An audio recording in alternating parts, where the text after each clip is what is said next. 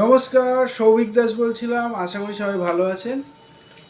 নতুন নতুন টপিকস নিয়ে আপনাদের কাছে আলোচনা করি এবং এবং আপনাদের সকলেরই ব্যাপারগুলো ভালো লাগে, সেই জন্যই আমাকে ভবিষ্যতে যখন দেখা হয় তখন বলেন যে দারুণ হয়েছে ভিডিওটা।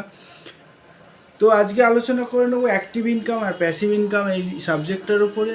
খুব ইন্টারেস্টিং সাবজেক্ট, মন দিয়ে শুনে বুঝে নিতে হবে একদম। আর তার আগে বলে নিই, ভিডিওটা না টেনে পুরো দেখার চেষ্টা করবেন।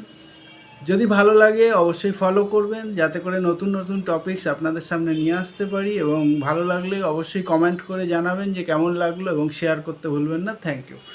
তো শুরু করছি ভিডিও যে অ্যাক্টিভ ইনকাম আর প্যাসিভ ইনকাম। অ্যাক্টিভ ইনকাম হচ্ছে যে আমরা যখন কাজে যাই, আমাদের নিজেদের বুদ্ধি কাজে লাগিয়ে, আমাদের নিজেদের শিক্ষাগত যোগ্যতাকে কাজে লাগিয়ে যে ইনকামটা হয় সেটাকে বলা হয় অ্যাক্টিভ ইনকাম। এবং অ্যাক্টিভ ইনকাম মোটামুটি পর্যন্ত 60 বছর, কেউ 65 বছর অবধি চলতে থাকে। তারপরে যখন রিটায়ারমেন্ট হয়ে যায়, অ্যাক্টিভ ইনকামটা বন্ধ হয়ে যায়।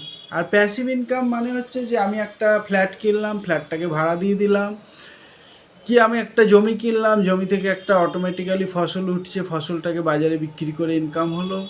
এইগুলো হচ্ছে প্যাসিভ ইনকাম। আমার একটা দোকান ঘর আছে, সেখান থেকে রেগুলার ভাড়া আসে।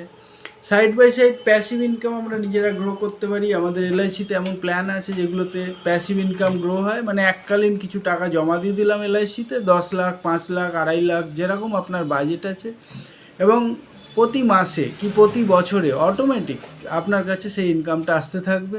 এটাকে বলা হয় passive income.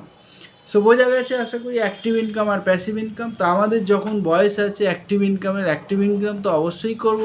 Side by side passive income একটা গ্রো করার চেষ্টা করব। কিছু একটা সম্পত্তি কেনা বা এলআইসিতে কিছু ফিক্সড করে দেওয়া, এটাকে প্যাসিভ ইনকামটাকে গ্রো করার চেষ্টা করব।